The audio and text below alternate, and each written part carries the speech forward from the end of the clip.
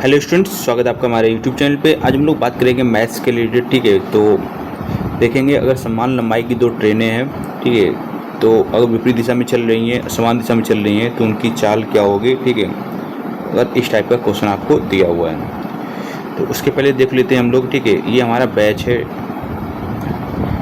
Complete maths batch है, only 49 का है। ठीक है, अगर आपको परचेज करना है तो इस पर आप कॉन्टेक्ट कर सकते हैं। ठीक है, इसमें आपको सारा ही कवर किया जाएगा। ठीक है, पीडीएफ क्लास नोट्स होंगे, टॉपिक वाइज प्रैक्टिस क्वेश्चन होंगे, चैप्टर वाइज होंगे। ठीक है, प्रीवियस ईयर होंगे। ठीक है, तो चलिए शुरू करते हैं आज का लेक्चर।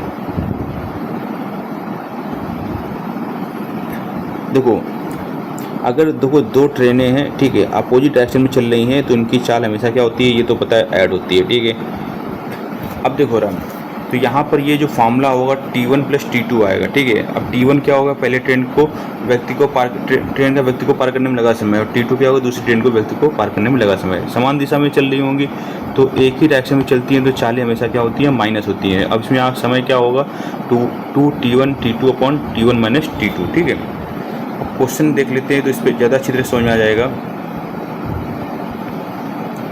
देखो भाई,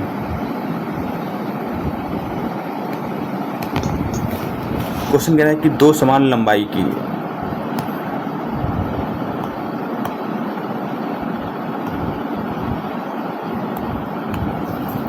तो आपके पास दो समान लंबाई की हैं। ठीक है, रेलगाड़ी विपरीत दिशा में चल रही है, तो एक व्यक्ति को क्रमशः 8 सेकंड में तथा 12 सेकंड में पार करती है, तो एक दूसरे को पार करने में लगा समय। तो आपको फॉर्मूला बताया गया था 2 T1 T2 अपॉन, अब देखो विपरीत दिशा में चल रही है तो ये T1 + T2 हो जाएगा। ठीक है, तो 2 T1 की वैल्यू कितनी है आपकी, 8 है, और T2 की वैल्यू कितनी है, 12। T1 + T2 12 + 8 20 हो जाएगा।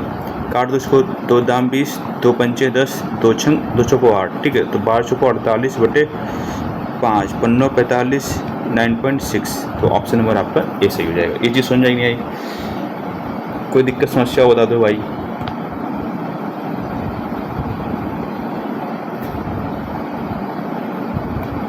देखो भाई, अगर क्वेश्चन नंबर इसी तरह से हम लोग देखो, क्वेश्चन नंबर तीसरा देख लेते हैं। कह रहा है कि दो समान लंबाई की रेलगाड़ी विपरीत दिशा में चल रही है। ठीक है, तो एक व्यक्ति को क्रमशः 6 सेकंड तथा 10 सेकंड में पार करती है, तो एक दूसरे को पार करने में लगा समय। तो आपने फॉर्मूला पढ़ा हुआ है क्या, 2 × T1 × T2, 6 × 10। अब क्योंकि ये एक अपोजिट डायरेक्शन में पार कर रही है तो चालें क्या हो जाएंगी, ऐड हो जाएंगी, 16। ठीक है, तो 2 बट्टे 16 और 2 3 6, 2 चौको 8, 2 दूनी 4, 2 पंचे 10, 15 बटे 2 यानी 7.5 हमारा आंसर हो जाएगा। ठीक है, चीज़ समझ में आई आपको।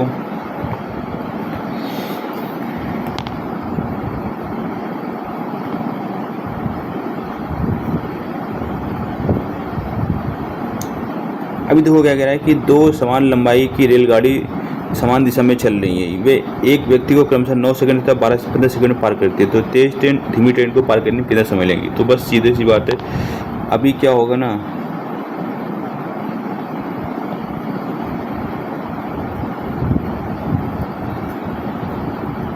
तो 2 × ठीक है, T1 × T2 कोई दिक्कत नहीं, लेकिन अब समान डायरेक्शन में चल रही है तो T1 - T2 हो जाएगा, मॉड लगा लेंगे। ठीक है, जो आएगा आंसर प्लस में लेंगे, तो 2 × T1 की वैल्यू 9 है और T2 की वैल्यू है 15, तो T1 - T2 कितना हो जाएगा, 15 में 9 गए 6, 2 2 कम 2, 2 3 6, 3 5 15, तो 9 × 45 second. Option number C correct हो जाएगा। ये चीज़ समझ में आई।